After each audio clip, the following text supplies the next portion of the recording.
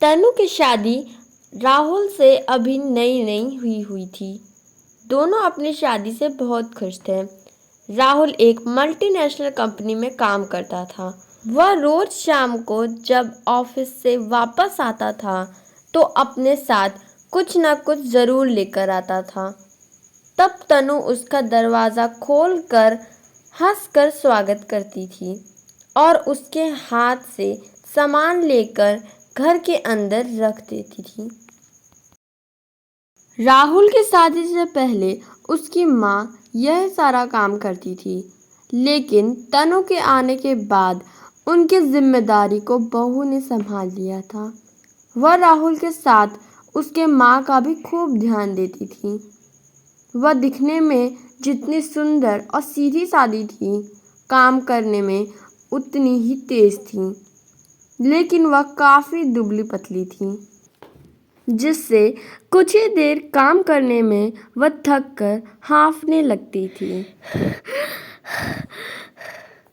उसकी सास उसे तरह तरह की दवाइयाँ खाने के लिए मेडिकल स्टोर से लेकर देती थी, जिससे उसके शरीर में ताकत आ सके। तनु की सास अपनी बहू का बहुत ध्यान देती थी और बहू भी अपनी सास का उतना ही ध्यान देती थी। सभी घर में खुशीपूर्वक रहा करते थे, लेकिन इधर बीच तनु की सास और राहुल बहुत चिंतित रहते थे, क्योंकि शादी के बाद तनु का एक महत्वपूर्ण व्रत आ रहा था। वह था करवा चौथ का व्रत। करवा चौथ का व्रत तनु के लिए शादी के बाद पहला कठिन व्रत था, जिसमें सुबह से रात तक ना ही कुछ खाया जाता है और ना ही कुछ पिया जाता है, जब तक रात को चंद्रमा नहीं निकल जाता। उसको देखकर ही रात में औरतें अपना व्रत तोड़ती हैं। तनु की सास और उसका पति इसीलिए चिंतित रहते थे क्योंकि तनु की दवा चल रही थी और वह पूरे दिन दवा ही क्या कुछ खाए पिए बिना कैसे रह पाएगी।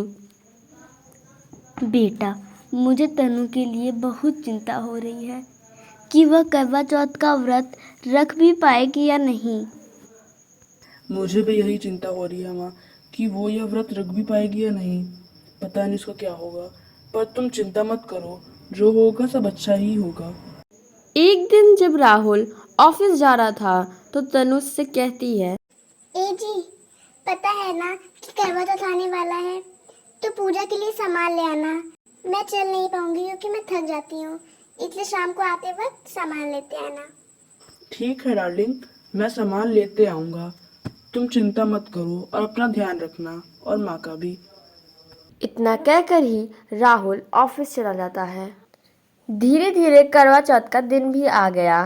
तनु की सास ने उसे सुबह सरगी खिलाकर उसका व्रत शुरू करवा दिया।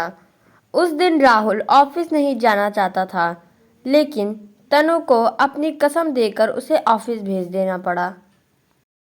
आज मेरा ऑफिस जाने का मन नहीं है। आज मैं घर रहकर तुम दोनों की देख रेख करूँगा।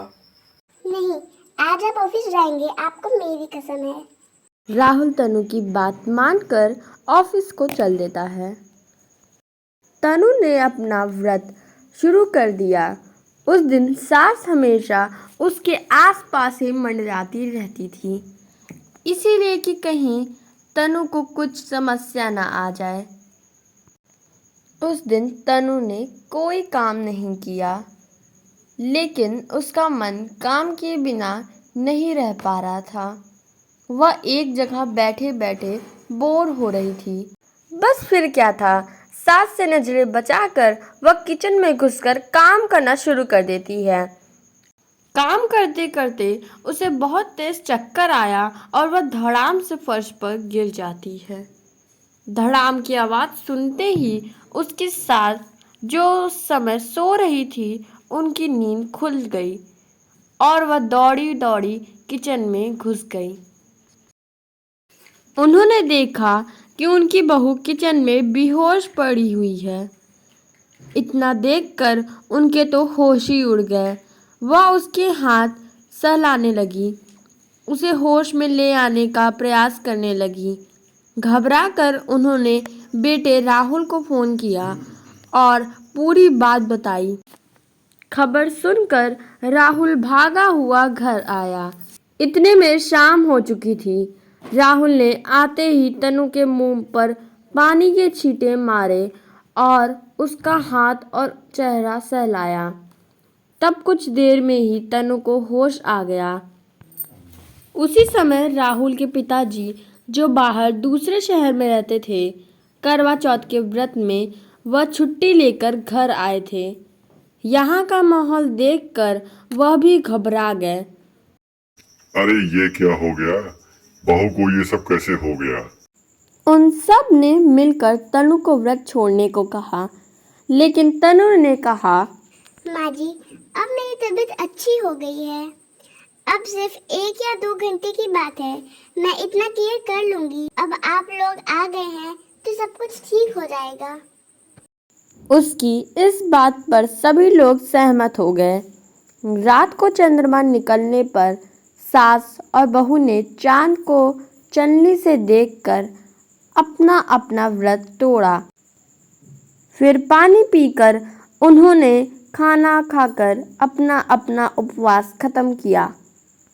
हैप्पी करवा चौथ।